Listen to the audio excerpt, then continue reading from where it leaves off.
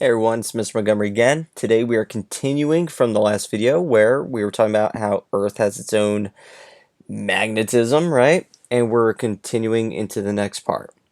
So last time we were talking about how there is magnetic north and true north, how they're not the same, and that distance in between those two locations is called magnetic declination.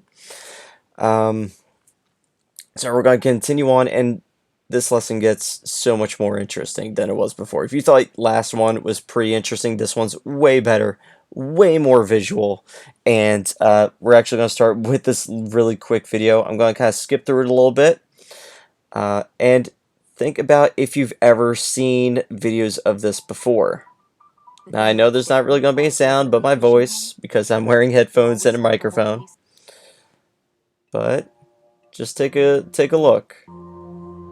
You see these streams of green going through the sky. It's all lit up. And then sometimes it gets a little bit brighter. Like right there.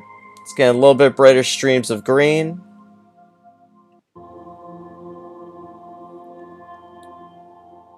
And sometimes it's just a very dim glow across the entire sky. And sometimes, if you're really lucky, you can see some different colors in the sky, like blue, maybe some yellow, even red and purple sometimes. It's really, really cool. But I feel like that's enough of the video for now. I don't want to spend too much time on that. So if you're not familiar with what this phenomena is, a lot of people in the northern hemisphere, we call it the northern lights, but it's called an aurora. That is the scientific name that we use for it. And this is all produced by the Earth's magnetosphere. That's it. That's what's causing all these lights to happen. Well, that's not just it, I guess, but there's more to it. But I don't want to give away too much from the start. So, we'll get into it. Don't worry. So, is Earth a magnet? Part 2. Of course, we already know it's kind of a giant magnet, right? It's got this huge magnetic field surrounding it. Okay, of course, you're going to be able to explain the Earth's magnetic field in much more depth than before. That's our goal. So, the Earth's magnetic field is made up of these donut-shaped loops. And it's actually gas, too. There's gas that traps all these hazardous space particles, and we call these the Van Allen belts. And these are located in different distances. So, some of the Van Allen belts are maybe 1,000 kilometers away, and others are about 25,000 kilometers away. So it's pretty vast. It's a huge area, and it's all above Earth's surface. So this is a video that I wish I could play for you guys, because this is some real people that work for NASA going into some very interesting facts about the Van Allen belts. So if you're watching this now, I think it's a great idea to pause where the video is, go to YouTube, and search this title right here. 5 things about radiation donuts. Okay? Trust me, it's going to be pretty helpful, and they give you some pretty nice visuals with the hazardous space particles getting trapped in these huge gas donut-shaped areas that surround Earth. But I'm not. I wish I could. I wish I was more tech savvy, guys. I'm sorry. I'll work on it. Promise. So, where are these hazardous? If I can learn to talk, come on. So, hazardous particles. Where are they coming from? They are all coming from the sun. Although the sun helps give us warmth, it helps. It gives the energy plants need to help with photosynthesis and all this other great stuff that we use it for. But it also creates something called solar wind, and it is full of these really dangerous electrically charged space particles that cause so much damage. If we didn't have the Van Allen belts and the Earth's magnetic sphere, we would be just covered in solar radiation. You have no idea. It would be super, super bad. So, the solar wind is a stream of electrically charged particles, just like I just mentioned. I just said that. Okay, so it's flowing at super high speeds from the sun. And I'm not just saying oh, it's going a few hundred miles an hour. No, no, no. It's going thousands upon thousands of miles an hour. It's going so fast that it will reach, if I remember correctly, it reaches Mercury in 6 hours. After that, it'll reach Venus in about 12. And then Earth, it'll reach Earth in about 18 hours. Super fast. If it's not making sense to you how fast that really is, think about this one little fact. It still takes us 3 whole days to get from the Earth to the moon. 3 days. So all this solar radiation is flying at us so fast it gets to us in 18 hours. That's way less time than it takes for us to get to the moon. And to really hit it home, do you guys want to know how far the sun is? The sun is so far, we even give it its own unit of measure called an AU, which is an astronomical unit. If I remember right, I want to say it's like 92 million miles away, but we're going to Google it to fact check myself. Okay, distance from the sun to Earth. I was right there. If you round this up, it's approximately 92 million miles away. That is so stinking far. Oh my god. And these particles get to us in just 18 hours. It's insane. It's absolutely crazy. But let's continue. I will continuously blow my mind about everything because it just always amazes the heck out of me, you know? But anyway, let's keep going. So, these hazardous space particles are still on them, still talking about them. The region of the Earth's magnetic field that is shaped by this solar wind, we call the magnetosphere. So, you'll notice that it's kind of weird shaped. If you know anything about the Doppler effect, you'll know that all the sound condenses in the front, right? Wherever the vehicle is driving. Usually we tend to talk about ambulances and how it sounds super, super loud when it's driving towards you. And as soon as it passes you, that sound feels like it just instantly disappears, right? And the funny thing is, the Doppler effect is the same shape as this. It's very condensed in the front and very elongated in the back. It's got more of like an egg oval shape. But instead of being forced by wind resistance and constant motion of a vehicle or person and amplifying sound, instead of all that, we are just showing you with a little picture that here is all the solar wind. All this green stuff is the solar wind. And it's pushing this magnetic field or magnetosphere towards the Earth more. It's creating some resistance, right?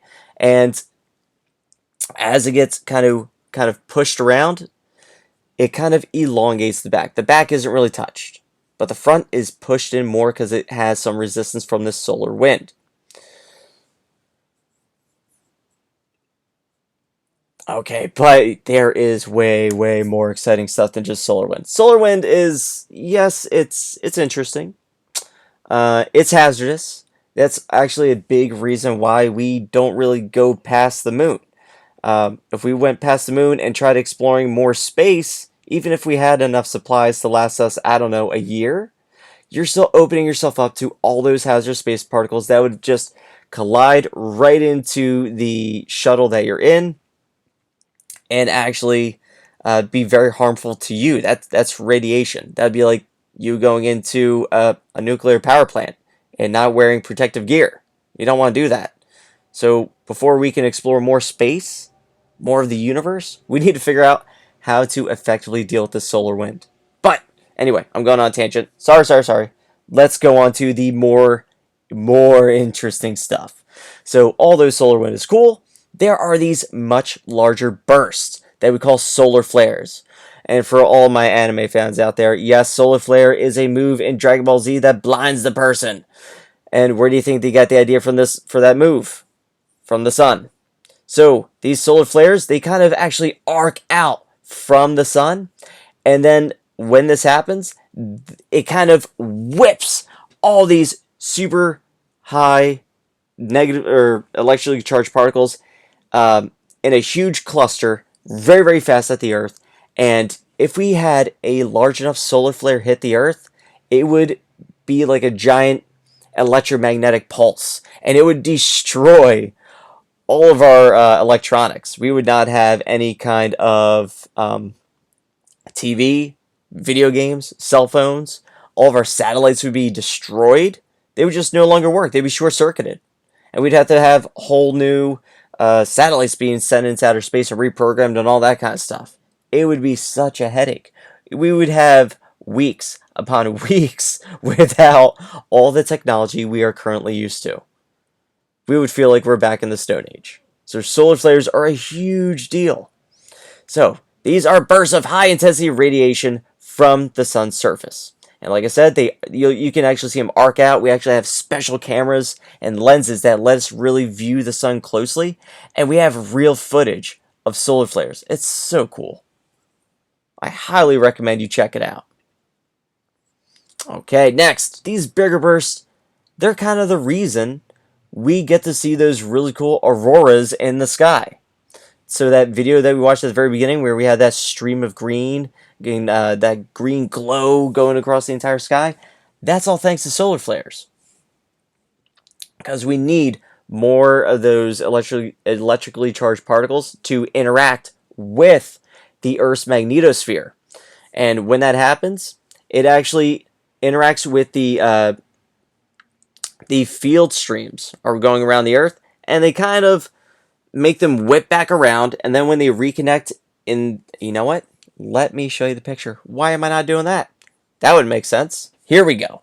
So say if we had a solar flare flying here, it would interact with this first magnetic field, and it kind of makes it break apart and fly to the back. So the top would fly back, the bottom would fly back, and once they reconnected back here, they would actually they would touch each other and then flow straight towards the Earth and give us those really cool auroras that we see at night. And cool fact, did you know we actually get to see auroras from New Jersey? It's not often, but we do get to see some kind of aurora sometimes. It might be a little bit more visible if you go slightly north, but not, you don't have to go too far though. But instead of seeing that really cool green and blue that we've seen in videos, we would actually see red. And that is because red is one of the longest wavelengths of light that we know of and that we can see. So all of these greens and blues, they're much shorter wavelengths of light. And so if you're towards the top of the northern hemisphere in northern Canada, Alaska, Sweden, Finland, all those super cold places up north, that's where you're going to see that really cool green and blue.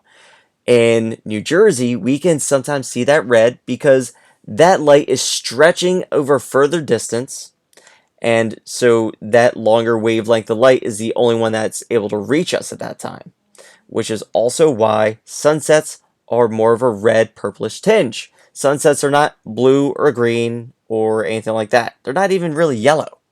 Next time you go outside during a sunset, check it out and look at the color of the sky and see if the sun looks a little bit different, because when the sun starts setting, you can actually kind of look at it and it's not going to destroy your retinas, which is super important.